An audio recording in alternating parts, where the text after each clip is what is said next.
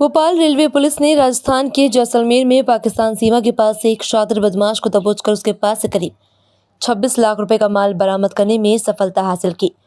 बदमाश मूक बधिर है और अपनी दिव्यांगता का फायदा उठाते हुए वे चलती ट्रेनों में चोरी की वारदातों को अंजाम देता, साथ ही पुलिस को चकमा देने में सफल भी रहता था। जीआरपी से मिली जानकारी के अनुसार 52 वर्षीय संदीप मधुकर अलीबाग रायगढ़ के रहने वाले हैं। गत 19 मार्च को वे कोयम्बटूर जबलपुर एक्सप्रेस के स्लीपर कोच में पनवेल से जबलपुर की यात्रा कर रहे थे। यात्रा के दौरान वे इटारसी रेलवे स्टेशन पर 2 मिनट के लिए बाथरूम चले गए।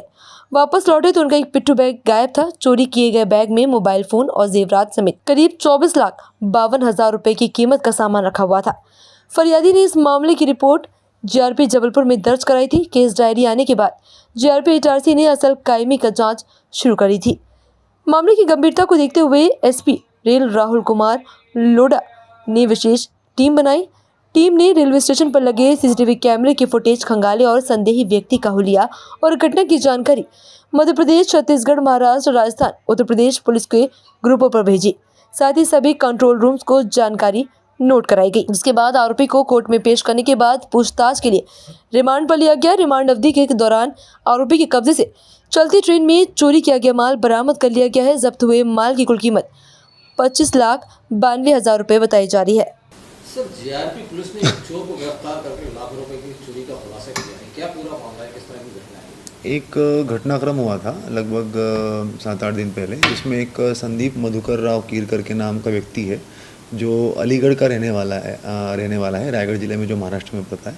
वो ट्रेन से जब सफ़र कर रहा था तो उसके बैग में कुछ सोने की चेन वगैरह सामान था उसका, वो बैग चोरी हो गई थी। तो उसमें मामला पंजीबद्ध कर लिया गया था।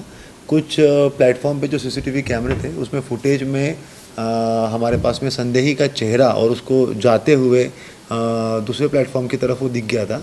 उसके सीसीटीवी फुटेजेस और फोटोग्राफ जो है वो सभी जितने भी जीआरपी के स्टेशन से वहाँ पर सर्कुलेट करने के बाद में हमारे पास में जब जानकारी आई कि बाड़मेर में इस तरीके का व्यक्ति दिखाई दिया हुआ है, तो हमारी पुलिस जो है वो तत्काल बाड़मेर से संपर्क करके वहाँ पर पहुँची। उसी बीच में उस आरोपी को जो है वो राउंड अप कर लिया गया और साथ ही साथ में उससे जो है वो लगभग 26,10,000 का मशरूका जो है उस व्यक्ति से बरामद कर लिया गया है। तो फरियादी कहाँ जा रहे थे? फरियादी जो है वो दिल्ली से जो है वापस अपने महाराष्ट्र की तरफ जा रहा था, तो वो ट्रेन में बीच में उसका जो सामान है वो चोरी हो गया था। सर, फरियादी का सामान कितने का मशरूका था? जैसे कि उसके अंदर बताया गया कि उसके बैग के अंदर बड़ी मात्रा में जो सोने चांदी के सामान था, तो अराउंड 25-1 लाख का आसपास का सामान था, 25-26 लाख का, जो हमने रिकवरी की है।